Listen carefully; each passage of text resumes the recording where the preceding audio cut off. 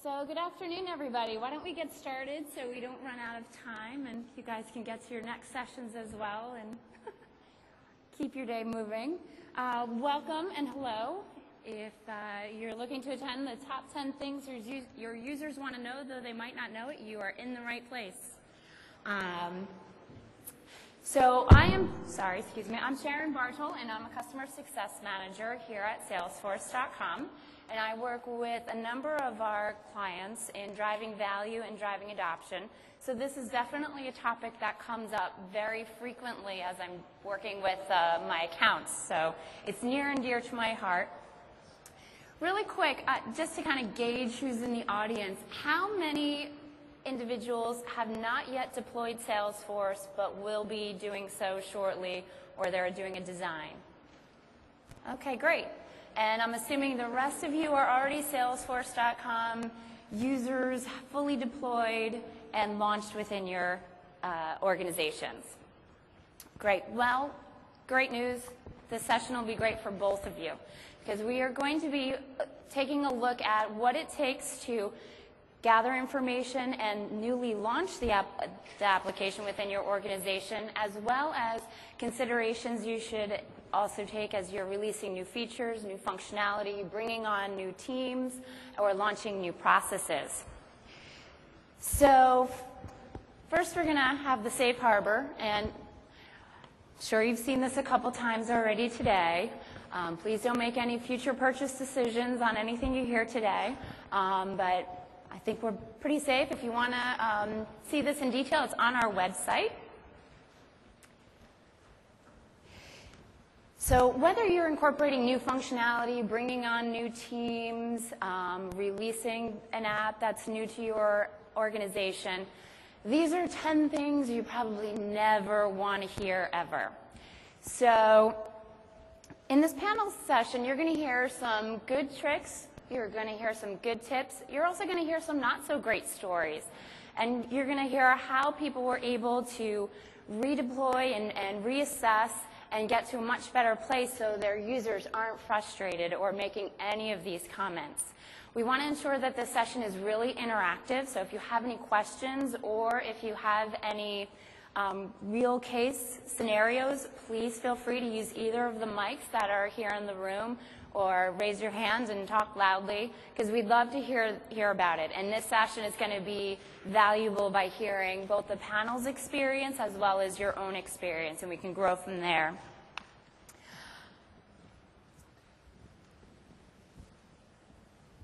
So CRM success is made up of a few key components, one being executive sponsorship.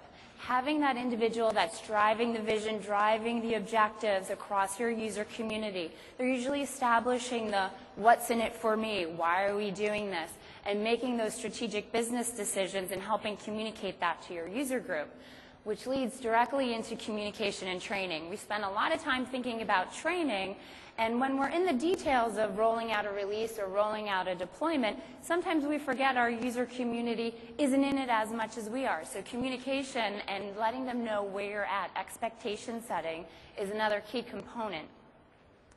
And then with data quality, if your users don't trust the data, if they're seeing bad data or it's difficult to find data that they need, they're not going to adopt this system. So having a data strategy and ensuring that you're bringing in clean data or having a process to cleanse your data after the fact and maintain that is definitely key to your success also.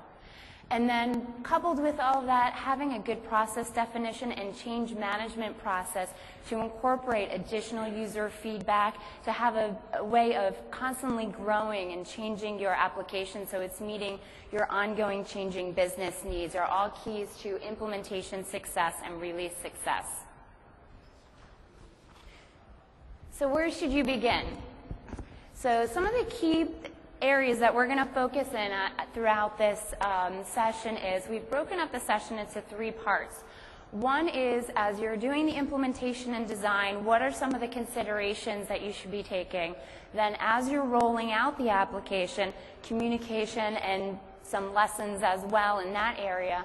And then from a post-release standpoint, how do you manage that release process? How do you connect with your users after you've released either your new deployment or your ongoing releases. So some of the key principles are focusing on a set of objectives, having an idea of what you ultimately want to obtain within either your initial deployment or your release, and getting that feedback not only from the top level down, but also taking it from another approach from the bottom level up.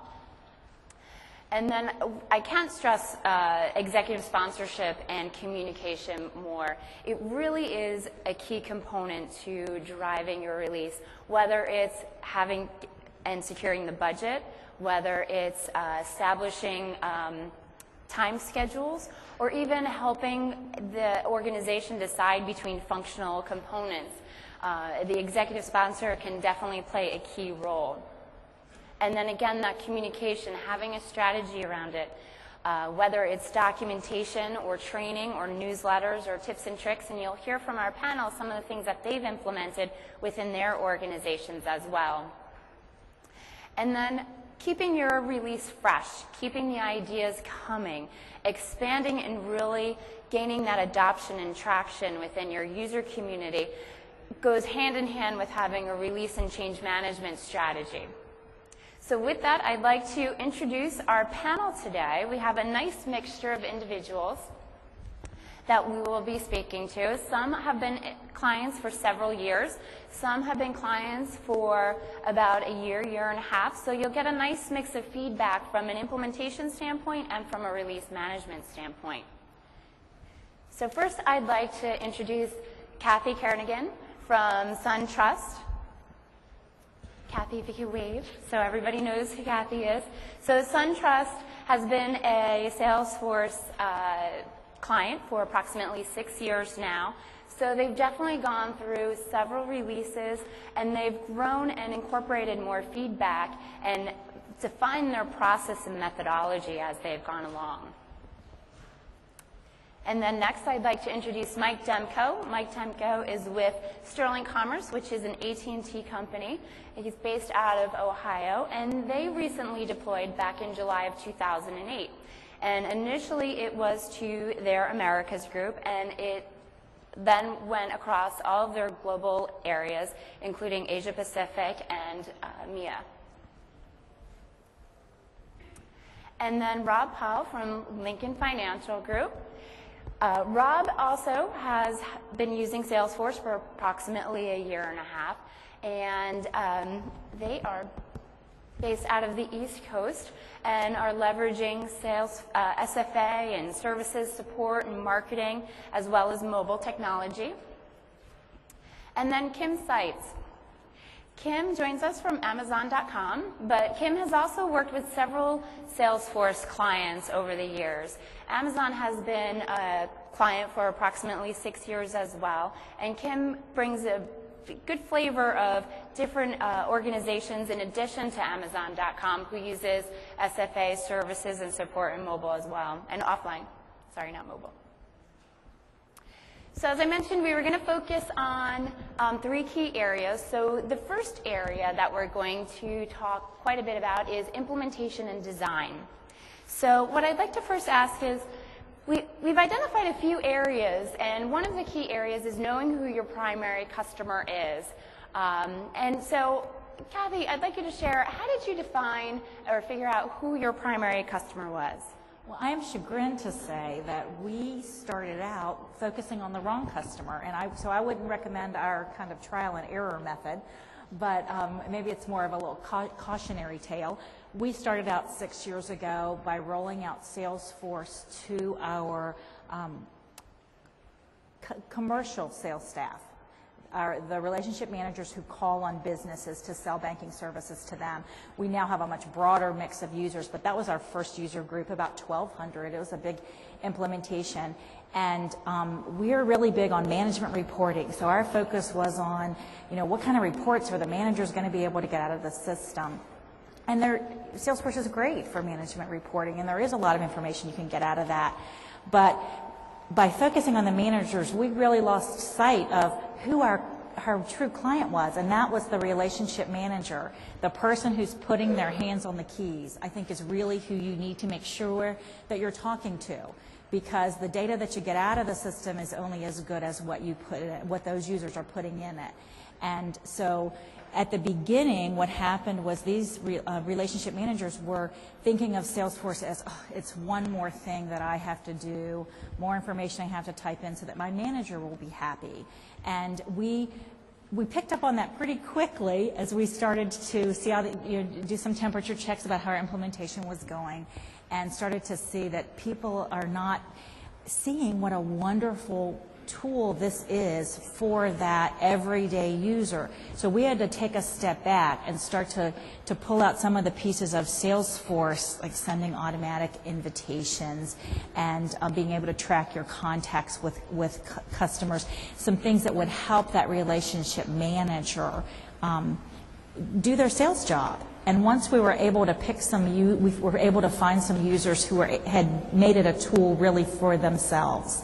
And they became power users. We're able to kind of pick their brains and develop some best practices for relationship managers. But it really has it took some time to kind of turn that focus around and start to look at who really were the users. And it's the person sitting in their chair, their hands on the keys, and to make sure that you talk to them first. Even if somebody's bringing to you the ideas about a process that they want for their group, you want to have a spokesperson. I think it's easier to get your requirements or your process down from a spokesperson for a team, but you want to make sure that you include in there some of the people who are actually using Salesforce daily. And we're going to talk, I know, a little bit later about the design process, but identifying that true user right up front and getting them incorporated in your design process, I think, is really a key to success.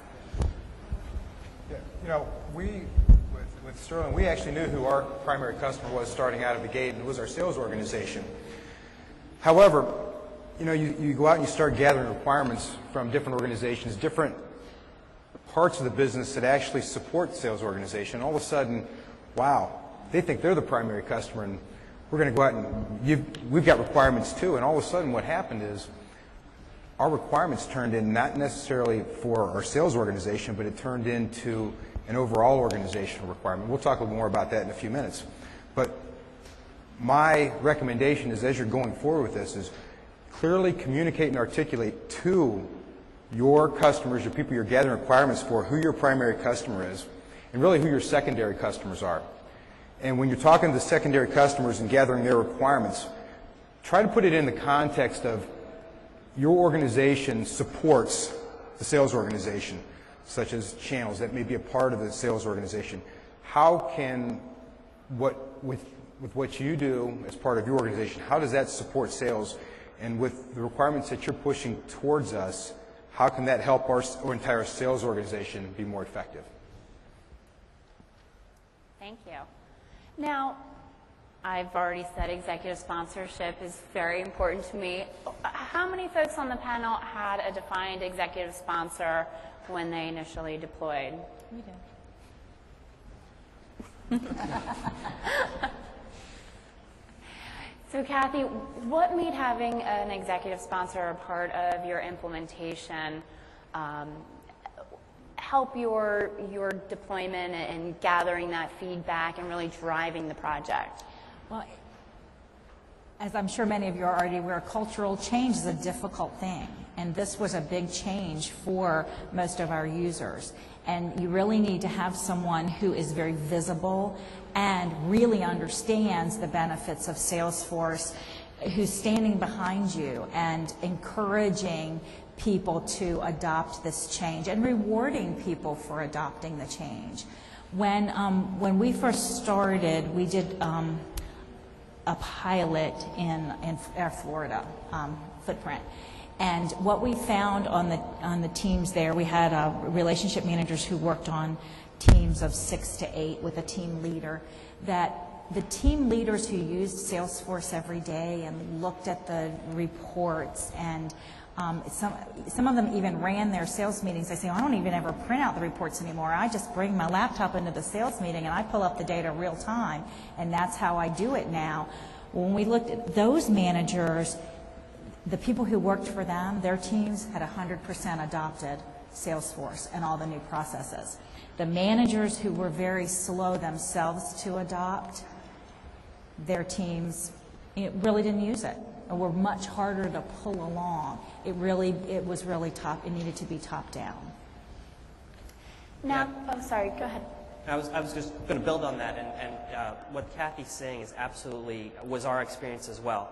And I think there's a difference that we need to draw between a good executive sponsor is not necessarily someone who nods their heads and says, yes, this is what we need as an organization. I want you all to use it. I want you to use it to help you run your business. Those are just words. What we unfortunately had in our implementation was executive sponsorship, the whole leadership team nodding their heads when we talked about the application, but then not following through with actions. So when we had adoption problems, it was, as in Kathy's experience, because the leadership was not driving the message down to the end user. So what we did, and I think it was effective for Kathy, it was effective for us as well, is we focused on the leadership team. We spent time with them, training them on why it was going to be beneficial for them to use it. As they saw the benefits, they then drove that down to their team. So executive sponsorship is more than just about one person. It's about an entire leadership team embracing and understanding the benefits and being evangelists for the rest of the organization so that it filters down to all levels. Yeah, and I had an experience at a company that I worked for where they actually had an executive sponsor. He was the CIO of the company. He went into his board meetings and got all of the other board members incredibly excited about the product we were about to release. He attended the sprint meetings that we had. He brought in the other VPs and board members to business requirements meetings, walkthroughs, to where every member of that team was excited about what we were going to release. And it got everyone around the company excited about what we were going to do, that actually on the day that we released and we had the full implementation roll out, there was a big party, and all of the executives attended, and it promoted great adoption and excitement around the system to where it's grown and grown and grown throughout this company. And they've been able to implement it in all different facets of their business because they all wanted to be part of that, and they're now integrated onto that system. And for them, that key executive sponsor grew their Salesforce, and it grew their production and everything else by having someone that was so communicative to what we were doing, as well as excited about it and involved in it. And it really changed their implementation. I think we have an audience question. Yes. Hi. Can you hear me? Yes. Okay. I was just curious, and a lot of customers that I work with, there might be 2 executive sponsors or 3, depending on the organization that you're working with. So you may have an executive sponsor in sales, one in marketing, one in service, that sort of thing. I'm curious from the panel how you guys, if you have run into that situation, and if so, how do you balance those competing agendas for each of those executive sponsors? I'll take this, I guess. So in the instance where I've had multiple executive sponsors and they do definitely have their own agendas, I think it's important to see how they correlate and to find as much common ground between them and to set real expectations of what you can deliver as a team. A lot of times when you're implementing, you get requests from every avenue, and being able to communicate effectively what will be released and how it's important to each person's agenda, so that they can remain excited about what you're delivering, and they'll be excited in turn to their users, and everyone gets a piece of the pie, as it were. So, out of curiosity, how did you, this is a panel question, how did you involve your users in defining and designing throughout your initial deployment? Sharon, I'll jump in here because I know by the show of hands there are many of you that are in the process of implementing, and I think we're a bit of a cautionary tale in that we, unfortunately, we're in the situation where we delivered exactly to the requirements that we gathered, but the end result was a disappointed user base. And I think part of that goes back to the requirements gathering process. we followed a pretty standard approach. We tried to identify all of the key stakeholders. We tried to include as many as them as possible in meetings where we talked about what the requirements were. But what we didn't do, and I think this was the key, when you're dealing with salespeople, they are not experts on technology. They are not experts on process. They're certainly not experts on Salesforce. To the title of this whole presentation, the 10 things that users want, they don't always know what they want, and they don't always know what they need. What we really should have done was to focus in and understand really what they do on a day-to-day basis, and understand how we could have Salesforce help them to do that better. Instead, what we did was we gathered them all, we listened to why they didn't like their current CRM, what they would like in Salesforce, but we didn't get to the core of what's in it for them, because we didn't sit with them. We didn't follow them around the country as they traveled to see how they sell. Because if we'd done that, we would have realized that we weren't placing enough importance on the mobile application, that we weren't placing enough importance on their ability to get to the data they need to quickly. We missed out on a lot of very important to them information because we really didn't sit in their shoes and say, how can this really help them? What's in it for them?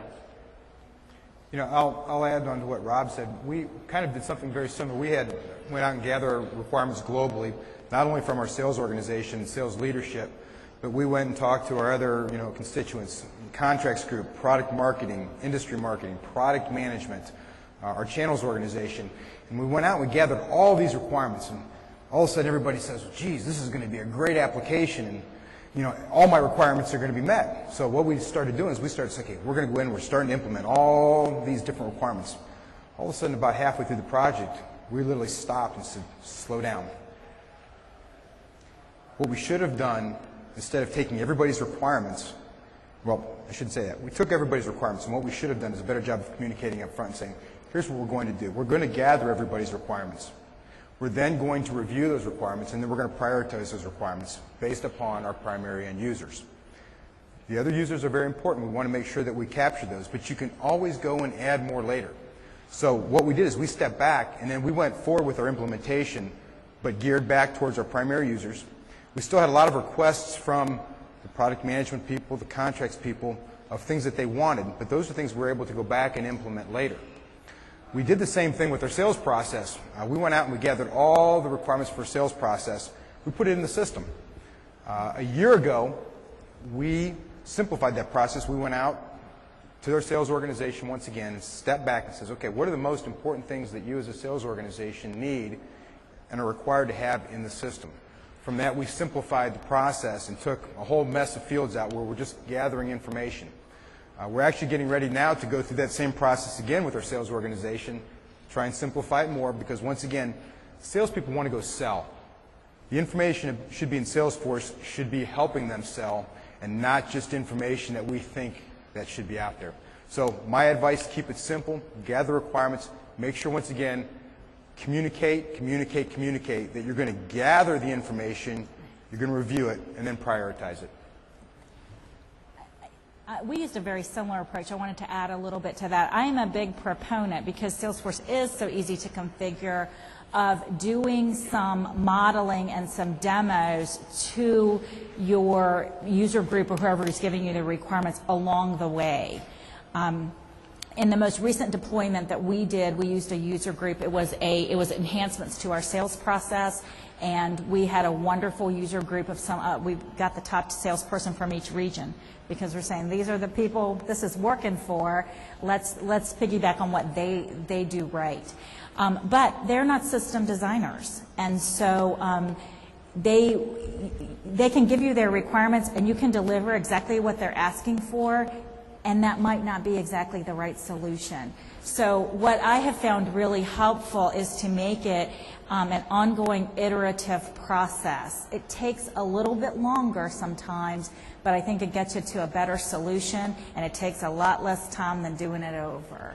So what we like to do is to take, the high-level requirements, design, and then show them this is the direction we're going in. And if you get a good user group, the kind that will really think and talk back to you, they would say, this is great, this is what I really need. and this part is too complicated, or I would never use that. Don't focus on that. Here's where you really hit a home run, and here's where you're missing the mark. And that allowed us to prioritize. We did use a user group for our most recent development. It was really helpful, but your user group is hopefully representative, but a small percentage of your total user population typically. And so what we've done now is to open up our ideas forum with specific categories about the 2 new tools that we introduced. And we had done a training effort, and all the suggestions we got in training we put out there in ideas, and we're having the users vote on those ideas, promote them, and that will help us prioritize what we're going to do next for that segment. And to that same point, I've actually found building out a straw man of what the requirements are and sitting down with the users and saying, this is basically how it will look and function with maybe without all the bells and whistles or without all the automation built in, those kinds of things. And what I found is that that same company I was discussing earlier, we actually showed their training department, which does all the trainings for all their locations, and we sat them down and showed them kind of this straw man, and we got the most amazing feedback from this group as to where we were wrong, things that we did need, things that we didn't need, processes that were missed. It was very enlightening, but we caught that beforehand, and since we hadn't put in that much development effort at that point, it was very easy and simplistic to go in and make those changes and make it a better system. So I think it's important to have those kind of sit down, here's where we're at in the process, meetings with different pieces of user groups as you go through. And what you'll find is you get a lot of information that you wouldn't have gotten in any other forum, because they get a better idea of what you're trying to do and what can be done in the system, but they see how it relates to them, so it's not just a blank page kind of thing. So that's what I found to be very helpful and probably the most effective. Kim, I'll add one other thing to that. When everybody, especially for those of you that are just now looking to implement Salesforce, it's a very, very powerful tool right out of the box. Mm-hmm. There's a wealth of information that comes, just pretty much, plug and play and go. There's a wealth of information that you can use, a wealth of reports. Keep it simple. You can always add more later. Mm-hmm. Mm-hmm. So I wish we would have done that. So since we do have so many diverse clients in the audience, is anyone either going through an implementation or going through a release where they're hitting some challenges that maybe we can pose to the panel? You got a question?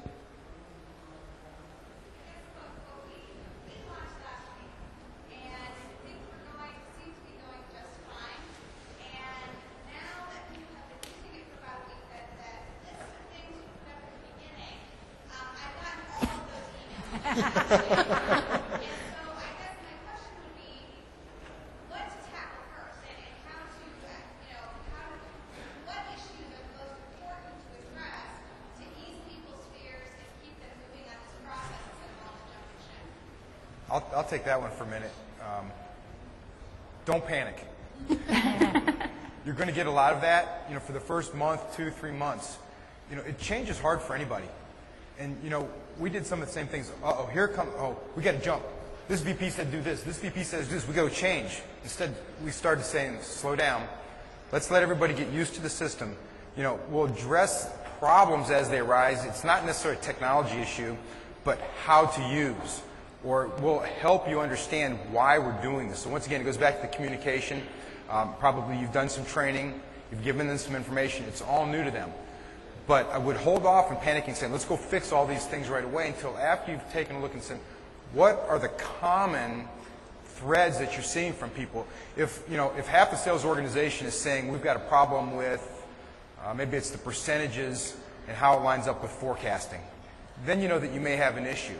But if it's 1 or 2 people saying this, and I don't know, how big is your organization? 90 users?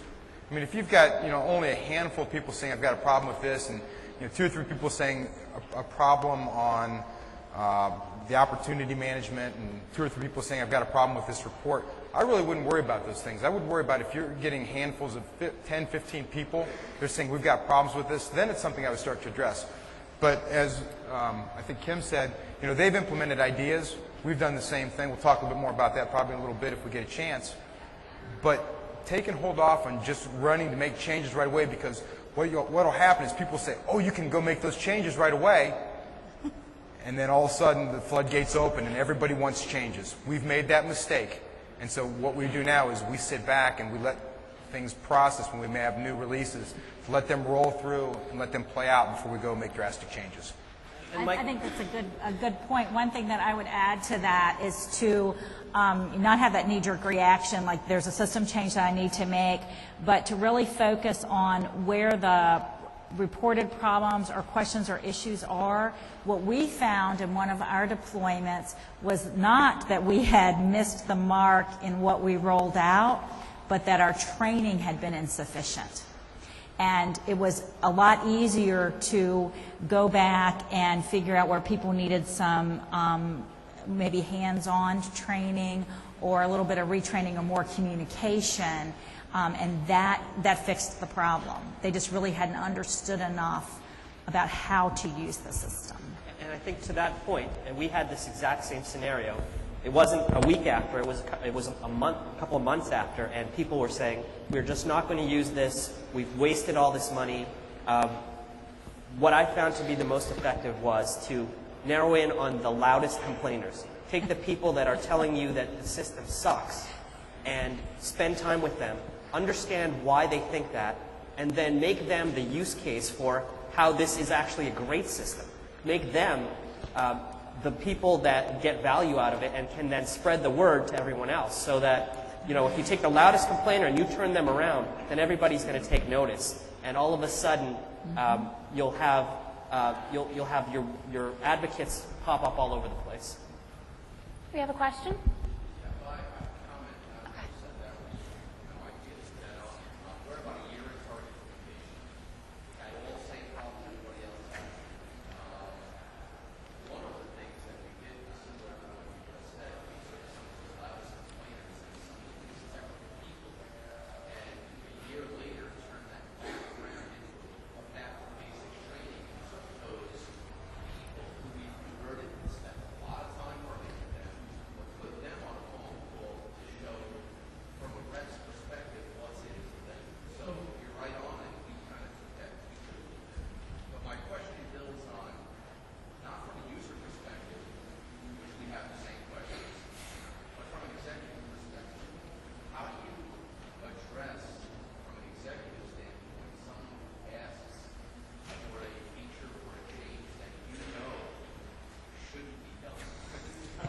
Sticky one. You tell them you don't know how to do it, and just go away. Sorry, that can't be done. Yeah, Salesforce can't do that.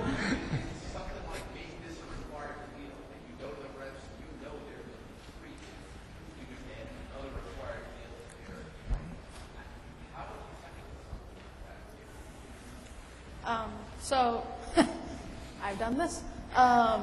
No, actually what I've found is that I will create a meeting with, again, a user group and potentially the executive and then some really, maybe a sales manager or the person, one of the people on the team. Usually a small meeting because it is an executive and I respect their time. But what I found is that if I have that meeting and you get the feedback directly from their mouths as opposed to me saying, I really don't think the users will like this, but the user's actually telling the executive, this isn't a good idea, and discussing it, and maybe ways that we could do other things to help this situation or whatever the case may be, and just having a short 30-minute meeting to help him feel comfortable with the fact that that's not a good idea, or she, is probably the best way to go about it. It keeps myself out of the line of fire as to being the bad guy, but I also get to address the concerns of the user as well as the executive at the same time. We have another question in the back. Hi. I'm trying to understand the brass tacks as for the implementation. We don't have any super users. We don't have anyone who, beyond the loving the solution and having a whole bunch of ideas, we don't have a direct one person to own the project. I have 600 folks in 2 call centers, one in offshore, one's onshore, and I'm wondering from an inside standpoint, with 12 different separate businesses we've identified separately within these 2 call centers, did you identify a single owner? Would that be kind of an application that we'd want to go with? Or would there be separate business owners and then bring them up with skill sets, or write Salesforce a check for $250,000? I would actually recommend that you do have a main, like, I guess, guru of sorts, but I would have delegated administrators for the different major groups, the people that can do, page layout changes and, add users or do certain kinds of activities. Anything that is going to be a major change to the system, I would recommend always go through your change management control, and that one guru type person. They could be a project manager, they could be a Salesforce guru, but I would recommend that you do at least have one person that knows the ins and outs of all of the groups to understand how any one group's changes will affect the rest. So one of the things that we've done, as Sharon mentioned earlier, we went live in the Americas. 3 months later, we went live in Europe and Asia. And then 3 months later, we went live with the Service Support Force platform. So we went live globally for the first time in 9 months, and this was our 3rd attempt at a CRM, and we think we finally got it right. But what we have in each of the different regions, we have some administrators, but we have given them limited privileges. So they can go in and add users, make changes to users, but there's certain limitations that we put on them, such as building page requirements, making workflow changes.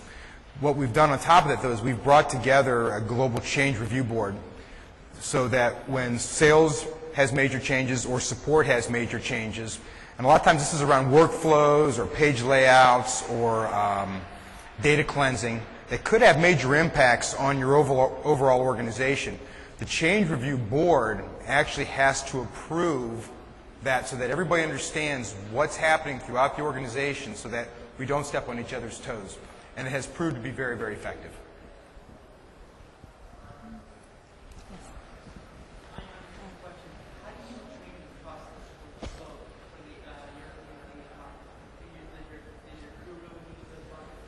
Yes.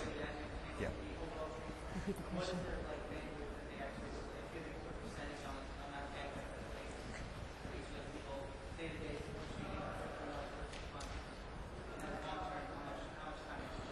Okay. So the question was around training and how did we handle it in the different organizations and what's the kind of support model and how much time does it take? We built and went live in the Americas first, so we built the training there. From there, and actually we used the Salesforce organization to help us with that because of all the customization we did. And then the people over in Europe and Asia, they customized theirs because we did have some changes because of the page layouts, just because of the way they do business. For example, in the Americas, we do not do a lot with our partner organizations. Overseas, we do a lot more with those organizations. So they took the training that was built in the Americas and they customized it to match their organization over there and how they did business.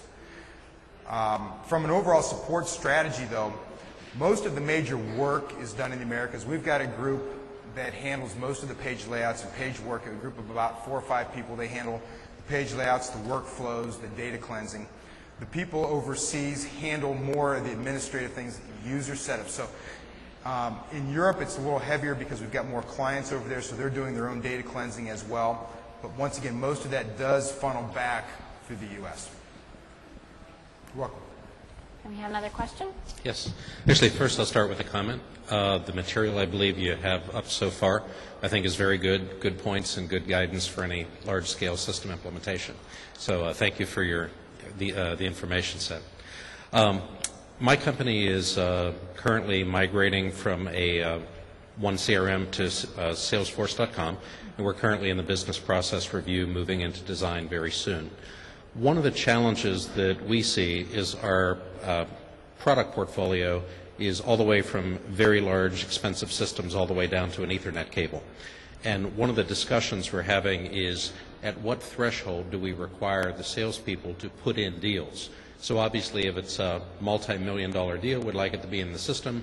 If we drive it down to everything has to be in the system or it's not real, a salesperson's going to say, you know, do you really want me spending my time putting run rate business in or nuts and bolts and screws and Ethernet cable and so on? So my question is have you all had that same challenge whenever you were designing your process and implementation and rules, and how did you handle it? We had something similar in our system, and what we did was to put in a couple of quick hit type of layouts that captured that a transaction occurred but didn't require as much data. It was a different record type, different layout that was really just kind of skeletal, real basic information. We do say in our company, if it's not in Salesforce, it didn't happen. So your calls, your sales, they all have to be in there, or you don't get credit for them. But we did recognize that you have to balance that, you know, how much time you're spending putting it in and the payoff for that. So it's that fine line of how much information do you really need to capture and to make that as small as possible, particularly for the smaller transactions.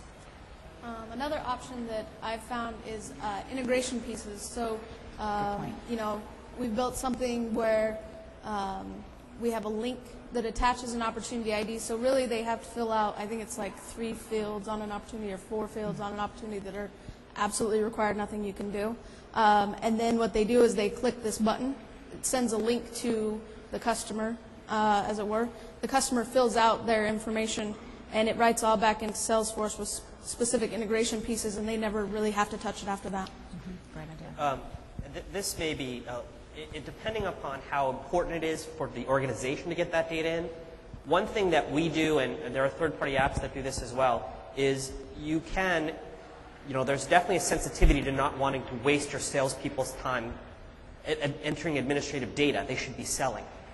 One thing that we do, it may not apply in this case though, is we have a system where they can pick up the phone and they can call in their activities, their sales, their opportunities. There are different ways you can do that. There are transcription services that you can use, which we do. There are also third-party apps on the App Exchange that you can use that do that in an automated fashion. So there is a way to make it more painless for them. You know, they're in the car driving from one appointment to the other. They can certainly pick up the phone and call something in.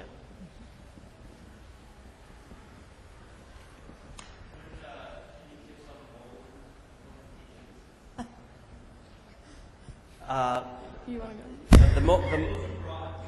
The biggest tip I would give is, and we actually just met with the mobile team today.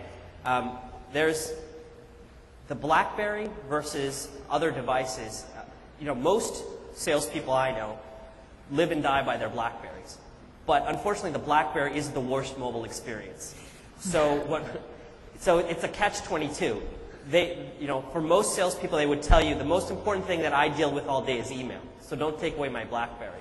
But on the other hand, the iPhone experience is leaps and bounds above the BlackBerry experience. So I think that the advice I would give is offer options. So if somebody really gets value out of Salesforce and they really want that better user experience on the mobile device, see if you can roll out the iPhone or even a web-based phone like the Android. I mean, you can still access Salesforce just through its web capabilities. If they're not comfortable with that, they still want their BlackBerry. As Mike said about requirements gathering and design, keep it simple. Mm-hmm. On the BlackBerry, it should be, you know, one screen of, you know, 5 or 6 fields and 2 or 3 actions, because it's very difficult to maneuver around the BlackBerry. The last point I would make on the BlackBerry, if that's what you're going to use, is you know, make sure that you're judicious about the data that you send down, because we have sales folks that cover the country. They can be in the Dakotas or in Mississippi, and they don't have good coverage. So make sure that all the data that they need for the simple things they do, like looking up I'm late for an appointment. What's the contact's phone number so that I can call them? Make sure that that's all down on the device so that they don't have to connect out to get to it. I agree with you, and keeping it simple is the biggest thing. It just is so much more efficient if you keep it simple.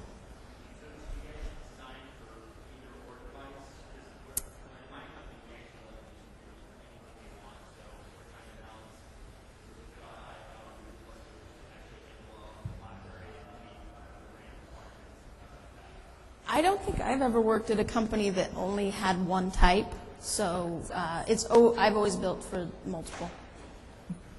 We found that we had to customize the BlackBerry. We spent a lot of time configuring the BlackBerry client on the device. We're actually using the iPhone app right out of the box, and people still love it. So. Another question? Hi, I'm curious about, we keep talking about keep it simple. I'm curious about that concept as it relates to going, we're looking to move from one CRM system to another and do it globally next year across our entire user base. And we are a very large company, so we obviously have a lot of other different systems that would be a nice to have to integrate it all into into Salesforce. So lead generation, reporting, lots of content in a lot of different areas. And I want to get a sense of how simple should you keep it in your first phase rollout when it comes to integration? Just some thoughts or lessons learned. Well, don't make it too simple that they're not going to get the value out of it. So that would be the first piece of advice is make sure that it's going to add value. So don't make it too simple. But then remember this. You're going to move. We did this exact same thing last year. We trained 800 people in a week. And the problem is, when you're training so many people at once, they can only retain so much. So when you're thinking about your app, you want to keep it simple not only so that it's easy for them to use, but also so that you can train them on it. Once they're very comfortable with it, then you can add additional functionality. So there's many reasons to keep it simple.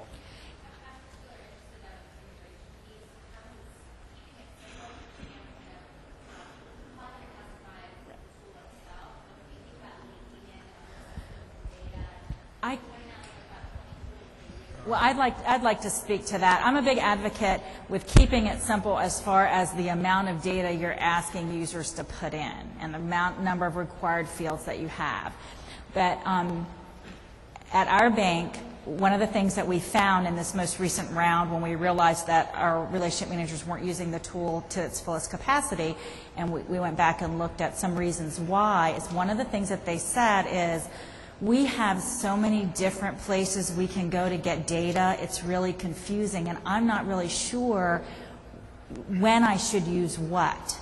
And so we did something that's really cool. I wish I could show it to you. We created a new sales call planner, and we have links. We use the one source account intelligence information, where you can get information about companies and contacts. And we also have access to First Research, which provides industry information. And users are saying, I know I have this, I don't know when to use what. So we delivered it to them. And now if they say, I'm going to go call on ABC company and I need to prepare for my call, when we did this with using Visualforce and Apex, when they open up a sales call planner, we deliver the First Research data directly to that call planner. We deliver information from one source to that call planner. And so they can read about the industry, and it gives you things like, well, what questions should I be asking at my sales call? It allows them, the point is to make better sales calls and to get better information. We deliver lead information right in there, some things like from our marketing system, clients of this size in this industry typically have these products. And we pull in information from our legacy systems that says, well, but this client only has these three, so these other two are things that you should pursue with this client.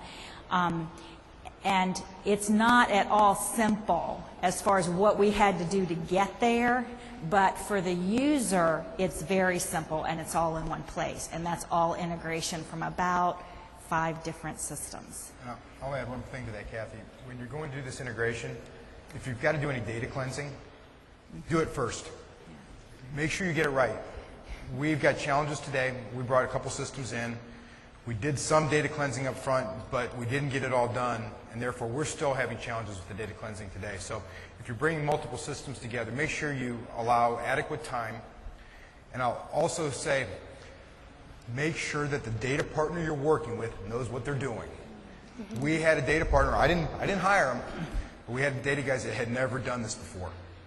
And, you know, they came in, they talked a great game, and they, you know, looked like they knew what they were doing. Well, you know, a month after everything's done, said, and gone, they're out of there and they don't care. So my caution to you is make sure that you're working with a company. If you have to go, you know, externally for data, you know, from a data perspective, you know, make sure that somebody that's worked with Salesforce in the past. It'll make a big difference. So I want to be sensitive to time. We've got 2 questions coming up, and then we just have a couple more slides, and we can stick around if there's some additional questions on this topic. But let's take these 2, and then we'll go on with a couple of slides. Can you tell me a little bit about how you went about your initial training? Did you do it face-to-face, online, you know, tutorials? What was your approach for your initial user training? In our initial deployment, we did do face-to-face. I will tell you that we made a mistake, and it's something that's been alluded to here before. Salesforce, who we worked with on our initial design, suggested that we break our training into 2 parts, and that we do a training of the most basic functions first and let users get used to that. And 6 weeks later, about 6 weeks later, a couple months, wrap back around and start to show those people who had mastered the most basic things some of the other more complex and interesting, cool things that Salesforce could do for the RM. And we didn't adopt that approach because it was more expensive to bring everybody in twice for training and do it face-to-face. And when we went back to look at, well, where is it not working, the complaint that we got is we did it all at once. So it was like a full day of training, and people said, by lunchtime I was lost. That was the most I could absorb. I couldn't take any more. So we wasted a lot of time doing that. And we learned some lessons from that. We also used Salesforce to do our training because they were more familiar than our internal trainers, and that they were able to add a lot to our implementation by using them. And I'm just a big fan of face-to-face training because we've tried video and teleconferences and all that. And if you can sit at your computer, you're going to be answering your email. I do it in every teleconference that I'm in, and so I'm not going to cast aspersions on other people who do it. You know, we're busy, and it's hard to pay attention when you've got all these other things going on. But I think if you can get them face-to-face, it really helps too with the collaboration with each other, and I just find that to be more valuable. And I would say if you can do it face-to-face, hands-on, that's even better. And so what you want to try and do is keep it to small sessions. If you can do hands-on small sessions, that will be by far your most effective training. So let's just talk really quick about, as you were rolling out, if 1 or 2 of you can share just how you've been able to document and capture your processes and ensure that you've got those materials. So, being that I've worked at multiple companies doing implementations of Salesforce or revamping existing Salesforce implementations, what I've found is a lot of times processes don't get documented, and years down the line, when someone comes in, there are things that are unknown, or something breaks and no one even knew about it. And that's happened to me a number of times in my career. And so what I've started to do in my approach is any new process that I find, or any process that I change or what have you, if I actually take the time and write out what that process is, the different steps, or what's all involved, what I found is, and I put them out on a wiki, basically, page that we have, and what I found is people will actually go to that location and understand the process. So they'll search for that process. Now that we will have content, I'm sure that that's where I will move this to. But basically they can go there, they can search for these terms, and they find the entire process. And I actually have been able to cut down on the requests and questions that I get because people can understand the process or understand what they need to do without ever having to speak to me. And so it's helpful not only for the end users, but also sales managers and everyone else that are involved in any of those given processes. So I would recommend taking the time to actually write down the processes. I know it seems repetitive and mundane, but it actually is very helpful. Great. And then as we deploy, so we've definitely hit on a number of these areas as the questions have come up. How is your change management captured, and how has that structure been established within your organizations? Our change management process is built in Salesforce. It's a case. We built a change management process where we have a meeting every Friday, and changes that have come, I review the changes as they come in. Not everything becomes a change control, but I can change the case type, make a change control. Every Friday, the board that meets to approve these changes can just click to see what are the open change controls that are up for approval this week. The detail is all there. We can attach documents to it by using the case function and then follow that through with approval. And that allows us to keep all of our processes within Salesforce, to keep our documentation there, and to record the changes that we've made. And it's a great use of Salesforce. I'll add on to that. We use internal cases as well, and we follow the same process that Kathy does. We also use ideas internally to take recommendations from users. That was rolled out with the help of Frank, who was our consultant. We were kind of hesitant right at first to go put it in, but we went in and used it. We've then since implemented a lot of the ideas and recommendations that have come in through the ideas. In addition, our global support organization has also implemented ideas, and they use it a little bit differently. They use that not only for suggestions internally, but they're also using it to manage some of our product and how we look at making changes in the product. The third way that we actually manage some of this change is we actually do roadshows with our sales organization. So we'll go out when we do a new release, or we have major enhancements that we're making, or if there's just something new to be delivered to the field. For an example, earlier this year we actually went out and built custom reports by sales user. So we actually took those reports out to the field, delivered them in their sales meetings just via WebEx, sat with them, walked them through the reports, explained to them what was going on. And that's actually a good way for us also to get feedback from the users, because the relatively small groups, there'd be generally 6 or 8 people in those groups. So we get hands-on feedback from them, what's working, what's not working, what would they like to see differently. And from that, so things like we saw today from Mark, what does the future look like, and what are some of the things that we'll be able to do, like the custom report builder. Our sales group, they could actually probably go do that. I could actually probably go do that. The way it's built today, I couldn't. But those are things we'll take out to our sales organization on the road show and share with them and get feedback from them there. I love the ideas forum, and we were reluctant to put that out there too, because you're really opening yourself up for a lot of input. The one caveat I would say is that you must make sure that you have the structure in place to respond to the ideas, because if people are submitting ideas and they don't know what's going on with them, or they don't feel heard, it won't be an effective forum for you. And Salesforce recently added the ability to put some statuses out there, so we were able to tell our users, well, this is something that we're working on, and this is something that we can't do for this reason. You really need to respond to the ideas you receive. Great. Well, I want to thank everybody for attending today, and to also remind you to fill out the session comment cards. We definitely find those valuable. And just very quickly, I'm going to highlight the top 10 things that we've identified, such as knowing who your client is, ensuring that you've got executive sponsorship, connecting with those users, not just managers and executives, but also individual users touching the product. Be consultative in your approach, keeping things simple, setting expectations, having a communication plan, and having a global change management process, as well as keeping your ideas fresh and establishing a long-term change management process. And as Socrates said, if you always do what you've always done, you're always going to get what you've always had. So you want to keep your product in peak performance. So thinking forward is definitely key. So thank you so much.